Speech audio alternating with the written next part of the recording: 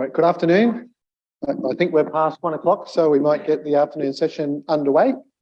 And we've got a great list of speakers and topics dear to my heart, all around infection and in bone marrow transplantation. Great. So look, just before we kick off, if I could just respectfully acknowledge the custodians on the land on which we are meeting this afternoon, both physically and virtually, and pay my respects to Aboriginal and Torres Strait Islanders past, present and emerging. Our first speaker this afternoon is Professor Slavin. So Monica leads the National Centre of Research Excellence in Infectious Diseases at the University of Melbourne in Australia, right here, Victoria, our home country. She's the director of the Department of Infectious Diseases at the MacCallum Cancer Institute and of the Immune Compromised Host Infection Service at the Royal Melbourne Hospital, again in Victoria in Australia. Monica is Professor of Infection in Cancer in Transplantation at the University of Melbourne, and her research interests are in the diagnosis and management of infections in the immune-compromised health, with particular interest in fungal infection, a la bone marrow transplantation. Thanks, Monica. Thanks very much, Glenn. And it's a real pleasure to be here and to be able to see people and meet people in this vibrant research precinct here in Queensland. So here we are. I'm going to talk about new management approaches in febrile neutropenia. And these are my disclosures. So I'm going to talk about where we've come from a little bit of the background, what's new, and then some future tools that we might be using to treat our patients. So, of course, this is Gerald Bodie, who described first the association between neutrophil count and risk for infection.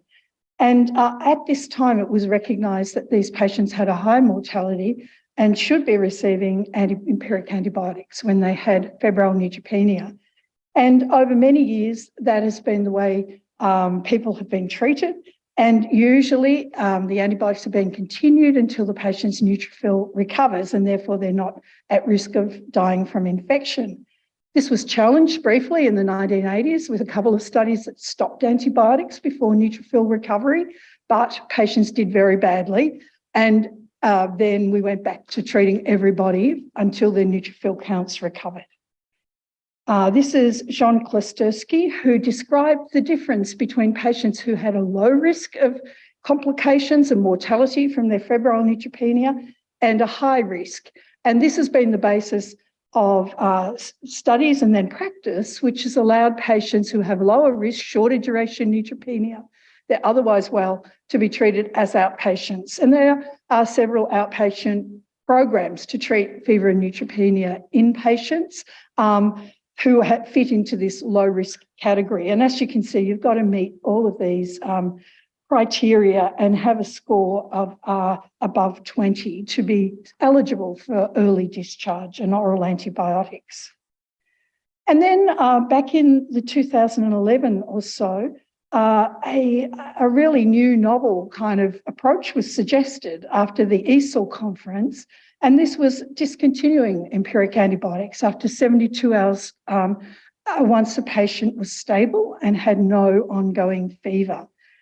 And this was met with a lot of opposition. This was quite controversial at the time because it really went against what people were doing. And the reason for this was based on some surveys about the increasing rates of antimicrobial resistance and the idea of trying to conserve antibiotics in these patients. There's also multiple reasons that we are talking about febrile neutropenia today, really. And that is our difficulties in assessing these patients. I've showed you the risk assessment score, which tends to work best in solid tumour patients. So when we come to haematological patients, it's very hard to assess the net state of immunosuppression and infection risk. These patients are often experience multiple courses of therapy and have multiple different attacks on their immune system from different therapies and their underlying diseases. Diagnosing infection difficult, non-specific signs and insensitive tests, and of course the issue, as I've alluded to, of antimicrobial resistance. Of course, now we know about the microbiome, and Andrea's going to tell us all about that in a moment, so I'm not going to belabor the point, but we do know from a number of studies now that there are these associations with dysbiosis and poor outcomes, both from the point of view of underlying cancer response, but also toxicity as well and infection. So this is another pause, I think, for us to think about how we're using antibiotics in our highest risk patients.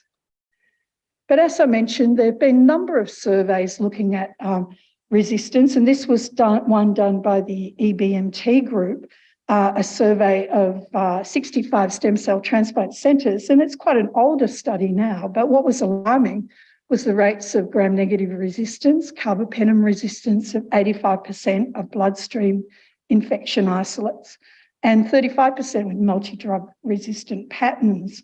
And what they did, they broke it down into their prior antibiotic exposures. And they clearly showed that the type of resistance that you develop is very much related to the type of antibiotic exposure that you've had. And they also showed that these patients with the resistant organisms were the ones who had the poorest outcomes because, of course, empiric therapy didn't take account of their resistant organisms and they were receiving suboptimal initial empiric therapy. So this is another driver towards re-examining how we use antibiotics in this group of patients. So really, there's a number of things that have been done over the last few years to improve our use of antibiotics. Shorter empiric courses, which I'll talk about in a bit more detail. Removal of antibiotic allergy labels, which allows us to use more appropriate and less broad spectrum antibiotics for our patients. Early recognition of sepsis and management of sepsis. Of course, in the febrile neutropenia world for many years, it was all about which antibiotic you use. Do you use a combination? Do you use monotherapy? Do you use an aminoglycoside? When do you add vancomycin? But the elephant in the room was, were we actually treating the sepsis properly in the first place? And many of the protocols developed over many years didn't even talk about sepsis. They really focused on antibiotic usage. And then, of course, fluoroquinolone prophylaxis has now become part of everyday practice in many countries. And I think it's time that we reevaluated the use of that and whether it's always the best use of antibiotics in our high-risk patients. So when we look at some surveys, one on the top here from the US and one below from European and Asian transplant centres, we can see that there are a number of problems. And these surveys, the one from the European group in BMT was published in 2020, so they're reasonably current, and the one from US was 2022. So we can see in the US from all the cancer centres, there was no guideline for de-escalation in around a third of them. And of course, everyone was on antibacterial prophylaxis and went back to it after being treated for their febrile neutropenia. And in the European centres, what's interesting to see is that fluoroquinolone prophylaxis wasn't quite as prevalent, but there was still these older practices of combination with an aminoglycoside, of adding a glycopeptide in 61% of patients if fever persists. So these are things that, although there's evidence to say we don't have to do them, they're still being done. And it brings to mind, not only should we be looking at bringing in our new approaches, but getting rid of the things that we've shown that don't actually, are not necessary in every patient. So talking about early empiric antibiotic cessation in haematology and stem cell transplant, I've just put up here the studies that were done in the last 5 years or so. You can see that there are a number of studies. Most of them are cohort studies comparing two different centres where one used early cessation and one didn't, and one continued their antibiotics until neutrophil recovery.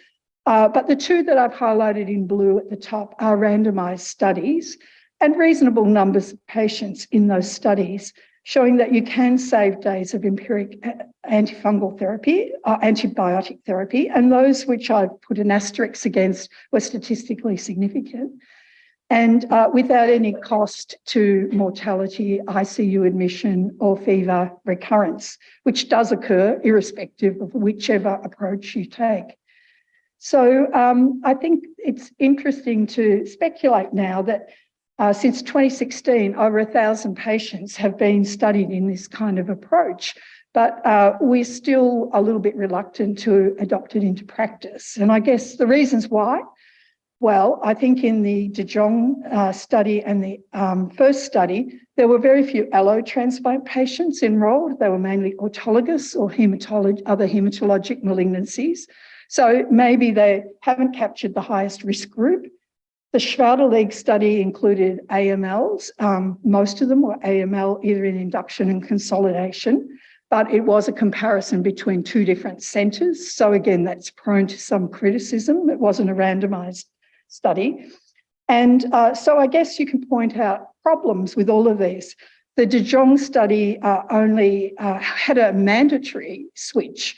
You didn't even have to be afebrile, and you would stop IV antibiotics after 72 hours. And what they found was there was a lot of protocol violations, as you can imagine, because when patients were still febrile, the treating teams weren't happy to stop empiric antibiotic therapy. So there's kind of, yes, there's a lot of data out there, but it doesn't, I think it hasn't run with a universal endorsement back to clinicians. Fluoroquinolone prophylaxis, I just wanted to mention that, you know, now we have better recognition of sepsis. We treat our sepsis patients very early, particularly when they're in hospital. We have inpatient management of our highest risk patients. And is it really essential to give those patients fluoroquinolone prophylaxis? They're in hospital, they're being observed. We've got good sepsis protocols, and you could argue that these patients may not need fluoroquinolone prophylaxis. Also, changes in treatment regimens, less disruption to GI tract in many of the therapies that are being used now in stem cell transplant and in AML patients, thinking about the azacitidine venetoclax type treatments that don't cause as much mucositis. They do cause neutropenia, but not as much mucositis. And then I guess, you know, as I've mentioned, the threat of antimicrobial resistance and the harms of fluoroquinolones, of which we know there are several. So I just wanted to touch briefly on our experience with a sepsis protocol that was implemented quite a few years ago now, probably close to 10 years ago. And a pre and post implementation study was done in the cancer hospital that I work in.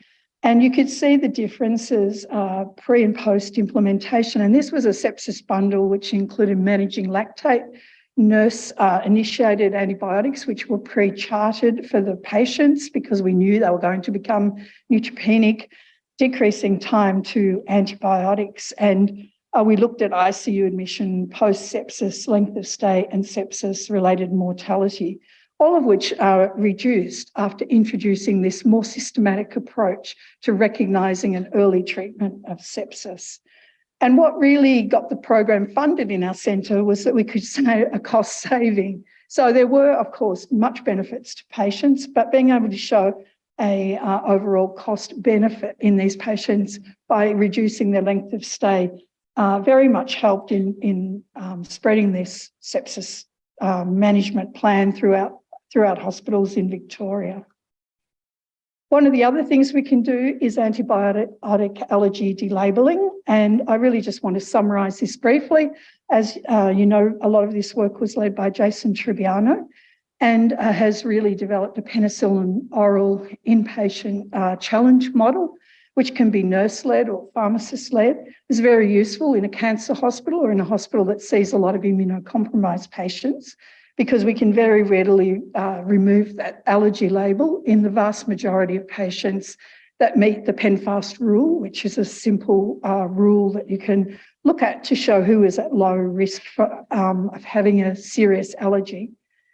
And this has also been done now with Bactrim. And so there is a study again done with these patients with a simple oral challenge who meet the criteria for having a low risk allergy to Bactrim.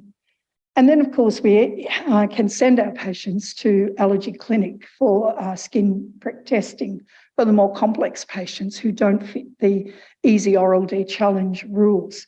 But this is a very, I think, useful approach and is very useful pre-transplant for patients who have documented allergies, very useful for patients who have had an allergy detected during their, which is very common that patients get rashes and fevers during their AML chemotherapy, and they're going on to a transplant and they've got this question of an allergy label hanging over their head. It's a very simple thing to delabel them. So what about the future? What can we look at will be happening in this space in the next few years? And I think one of the really interesting areas is looking at host defence pathways and pathogen recognition and cytokine release patterns, which have been studied both to look at individual infections, but also to look at risk for infection in a more general way.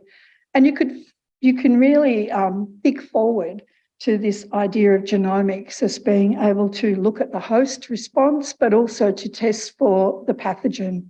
And I'll talk a little bit about this kind of approach in a moment.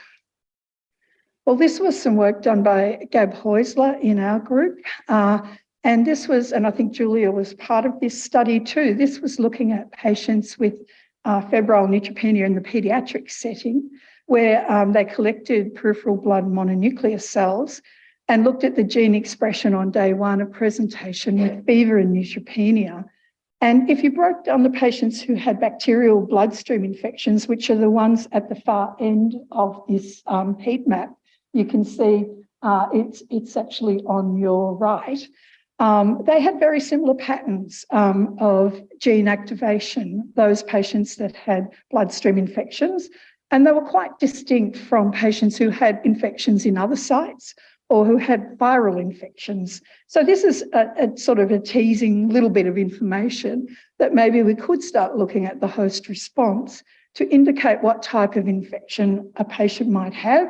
And again, add to that whole risk assessment. Is it possible to stop antibiotics early? Is it possible to discharge the patient early? And these kind of studies have now been done with particular organisms as well, like fungal infections such as Aspergillus and Candida. And it's intriguing that there are very recognisable host response patterns of gene activation to the different pathogens as well.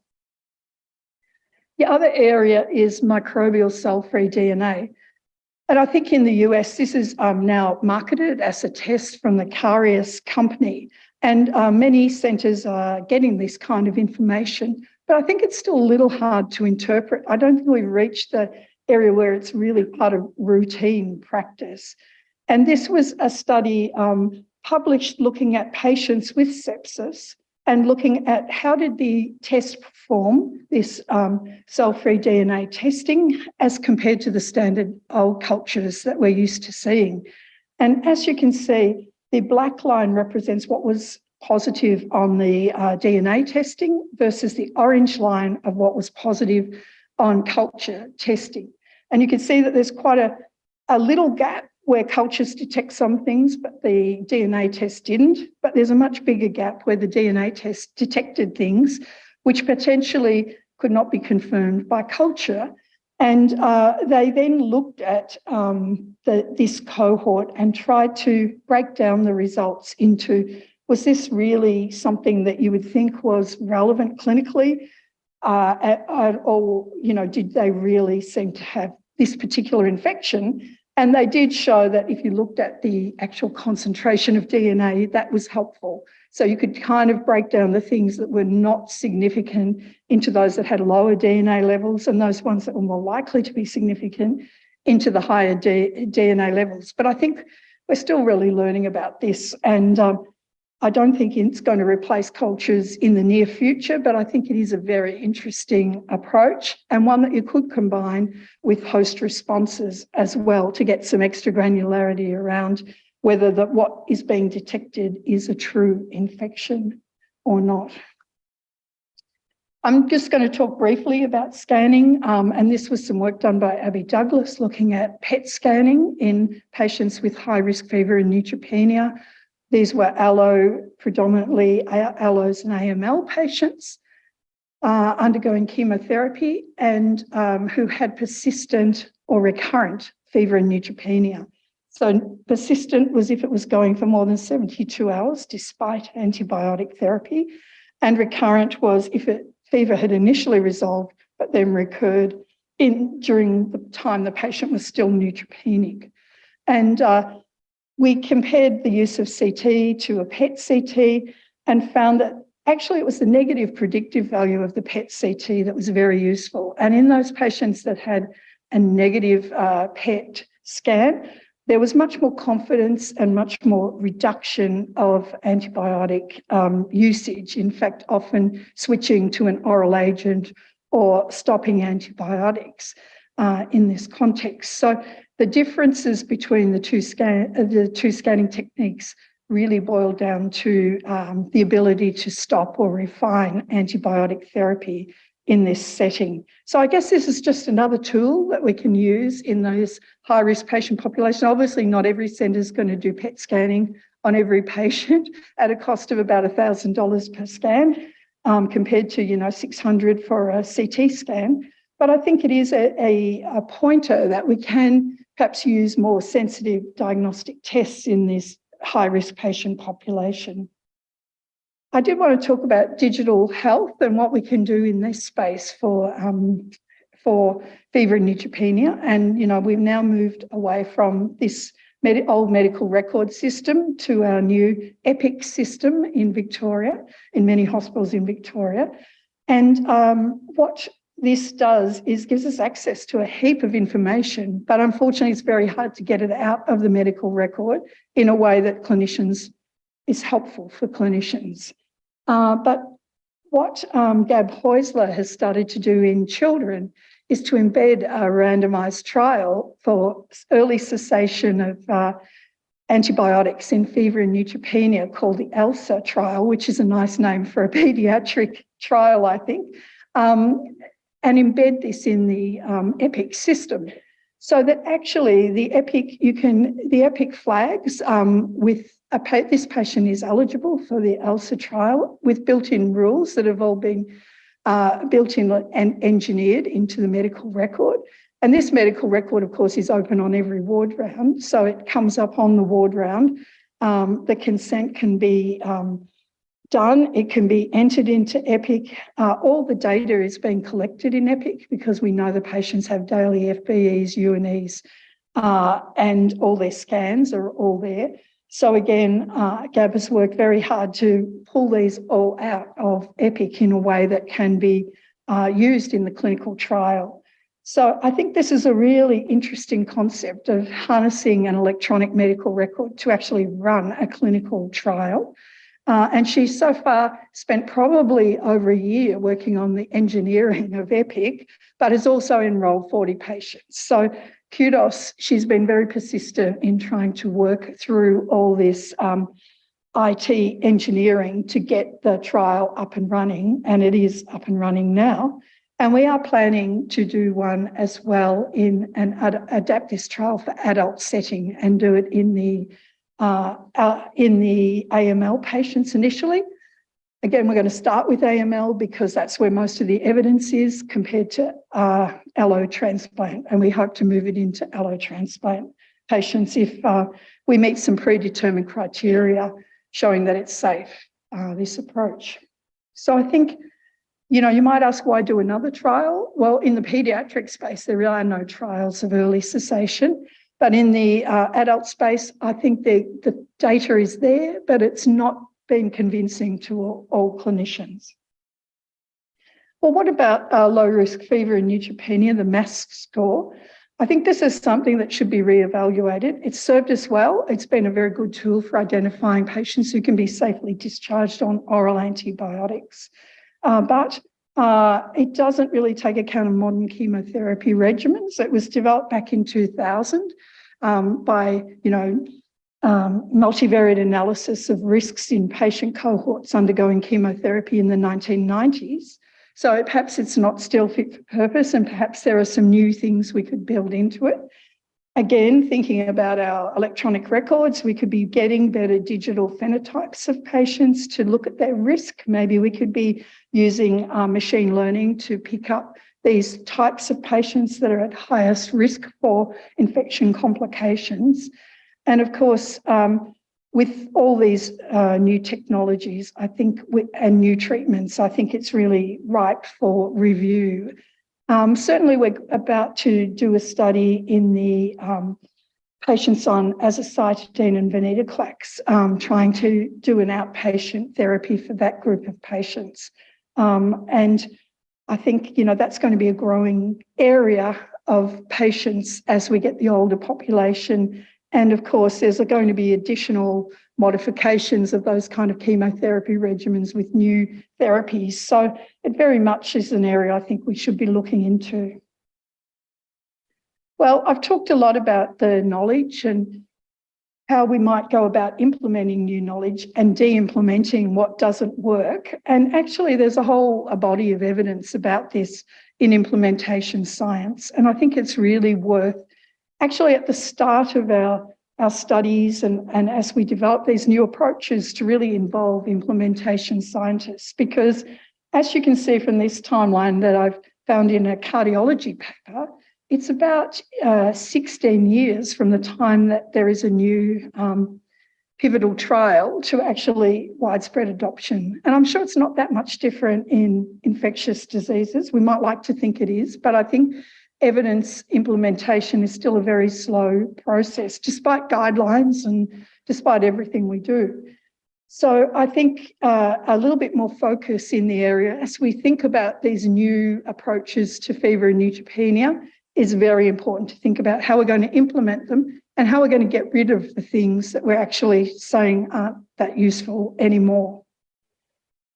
And I guess when we look at our febrile neutropenia guidelines that were done within Australia, they were done back in 2010, and they're very much ripe for updating.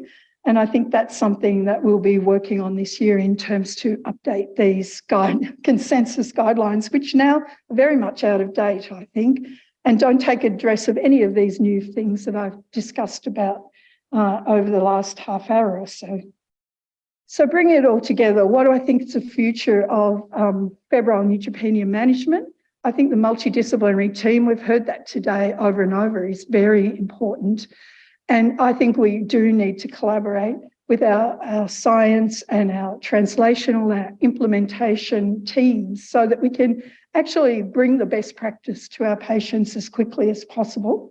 I think novel roles like nurse practitioner, pharmacist roles who lead programs such as sepsis and antibiotic allergy delabeling and outpatient fever and neutropenia programs are very important and vital going forwards. That's the workforce I think that we should be engaging, because we all know that there are workforce shortages and perhaps we're not optimally using the skills of the people we already have in our teams. Embedded research, I think, is critical, and developing clinical pathways that can be easily adopted across different sites. I think we all tend to work in our silos, and if we develop a good program like the antibiotic allergy delabeling, I think it's really important to have the ability to scale and spread that kind of work across the country as quickly as possible. And one of the ways to do it is, showing cost savings, because of course administrators will put money into those kind of programs. So I think I'll finish there just to show the collaborators and the group that I work with and all the people who've been involved in this. Thank you.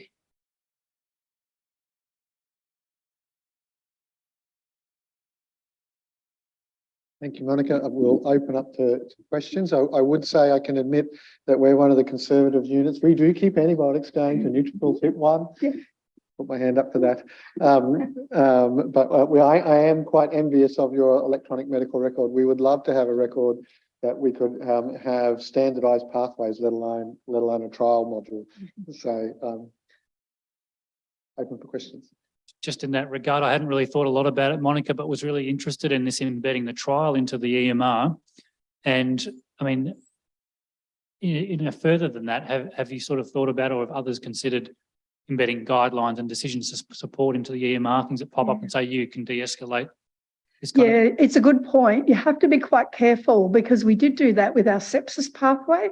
And because, half the patients in our hospital meet sepsis pathway criteria just about, they were popping up all the time and people were disabling them.